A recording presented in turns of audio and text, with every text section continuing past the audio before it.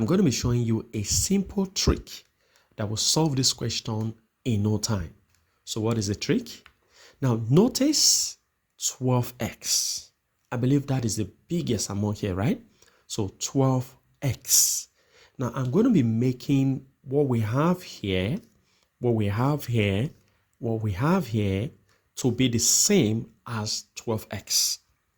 And I can do that by multiplying them by certain numbers. For example, the first term, when I multiply by 4, I have 12x, right? Good. So multiply 4 by 3x minus 2. Good. Now, for the second term, when I multiply this by 3, I'll have 12x, right? So I'm going to be multiplying the second term by 3. So 3 times 4x minus 3. Now, for the third term, I'm going to be multiplying this by 2 in order to get 12x. So I'll multiply the third term by 2. So 2 times 6x minus 5. Very good. Now this is already 12x, so we'll leave it like that. So 12x minus 11. Very good. And this is equal to 7. Now notice something.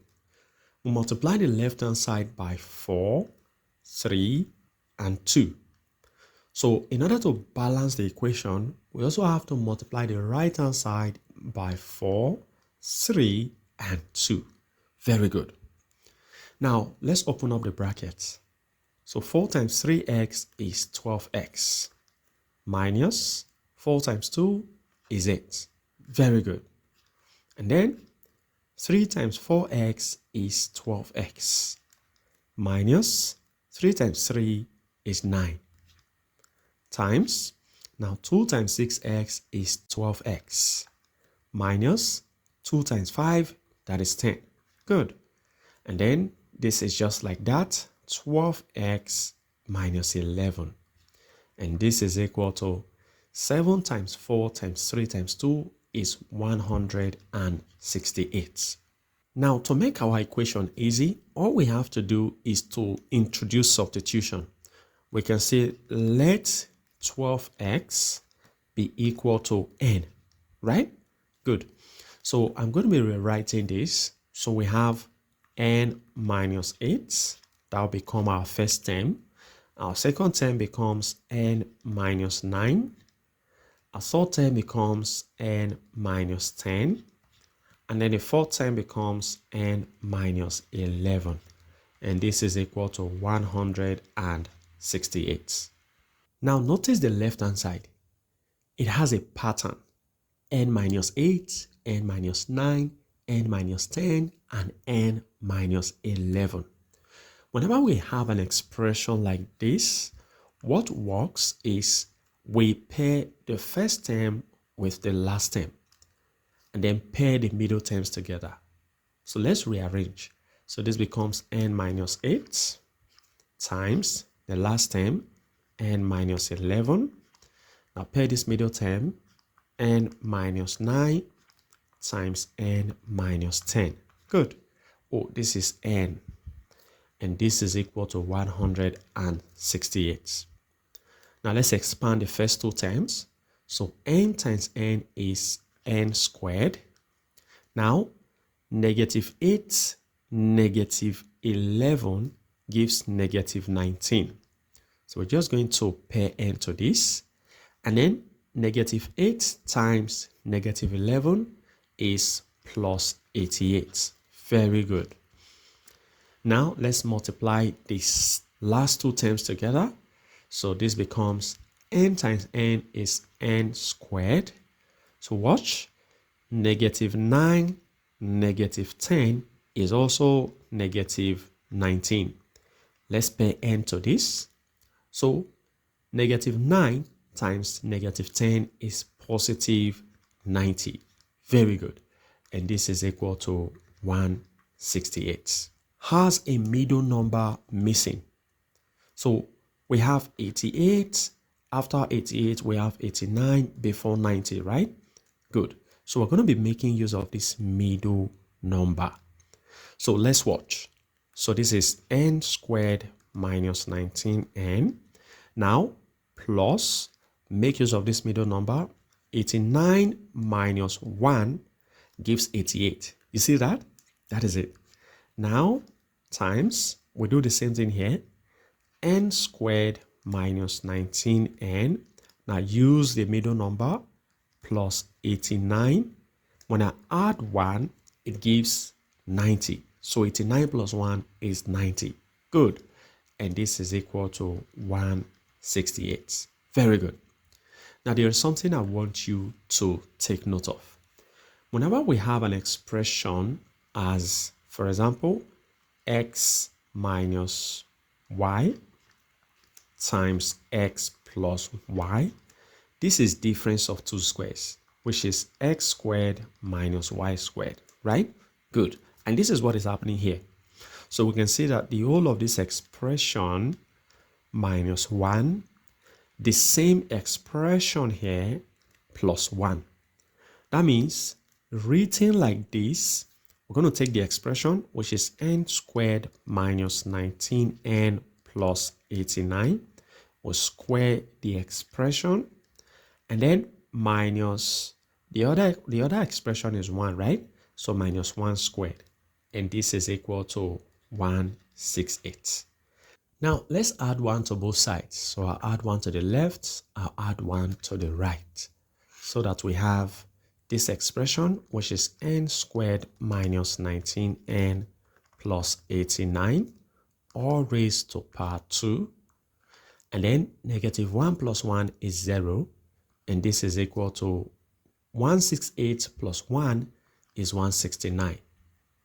Now, to get rid of this square, we take the square root of both sides. So I'll take the square root of the left-hand side, which is n squared minus 19n plus 89 all squared. This is equal to plus or minus the square root of 169. Now watch that this square root cancels out the square, leaving behind n squared minus 19n plus 89 to be equal to plus or minus. Now the square root of 169 is 13. Very good. So there are two equations from here. So we have n squared minus 19n plus 89 equal to the positive 13, or n squared minus 19n plus 89 equal to negative 13. Now we're going to be solving these one after the other. Let's start with the first one. Now for the first case, let's subtract 13 from both sides. So subtract 13 from the left, subtract 13 from the right. So this is what we have. N squared minus 19n. Now 89 minus 13 is plus 76. And this is equal to 13 minus 13 is 0. So we have a nice quadratic equation on the left. Now our A here is 1, our B is negative 19, and then our C is 76. Let's solve this. We're looking for n. So n will be minus b, so that will be minus negative 19, plus or minus the square root of b squared, so that will be negative 19 squared, minus 4 times a. What is a? A is 1 times c, c is 76. All over. Now 2 times a, that is 2 times 1. So this results to n equal to negative times negative is positive, so we'll be left with positive 19 plus or minus the square root of, now negative 19 squared gives 361, right? Good. Minus 4 times 1 times 76 gives 304. All over 2 times 1, that is 2. So at the end of the day, we have n to be equal to 19 plus or minus the square root of, now 361 minus 304 is 57. Good. All over 2. So now let's reserve this for our final answer. Now for our second case, we have to add 13 to both sides. So add 13 to the left, add 13 to the right in order to move everything to one side. So this results to n squared minus 19n. Now 89 plus 13 is 102. So plus 102. Very good.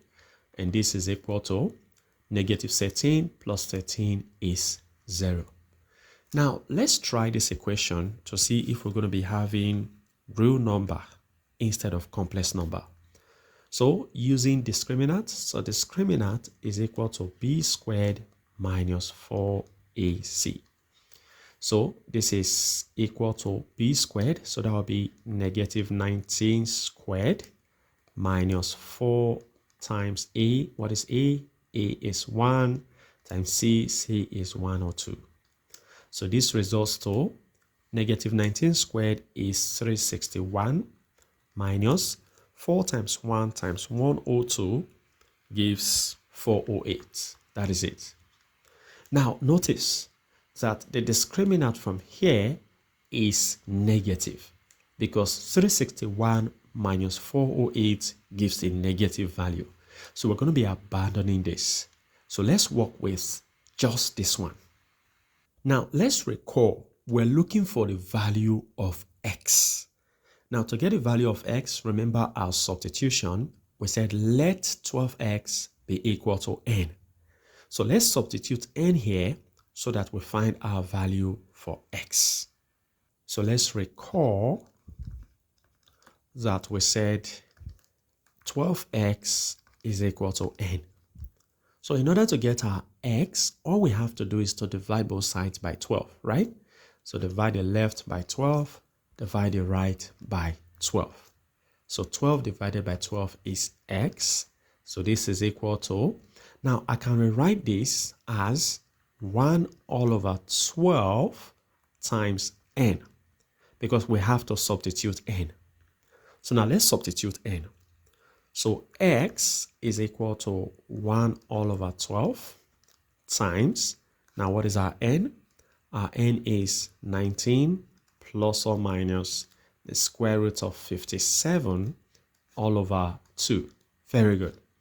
So now finally x becomes 1 times the numerator remains the same. 19 plus or minus square root of 57 all over. Now the denominator 12 times 2 is 24. So there are two values of x from here. The first value is 19 plus the square root of 57 all over 24. Now the second value is 19 minus the square root of 57 all over 24. And there you have it. Well, if you enjoy more episodes like this, click the video below.